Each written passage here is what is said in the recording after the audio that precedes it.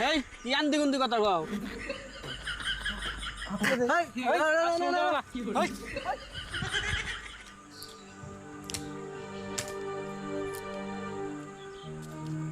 আরে বল কি করতেছ তুমি?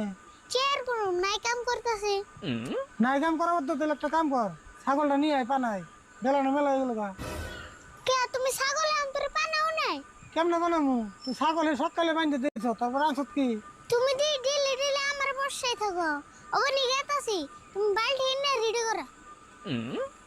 বেশি দেরি করিস না বলে, আমি বাল্টি নিয়ে যেতেছি।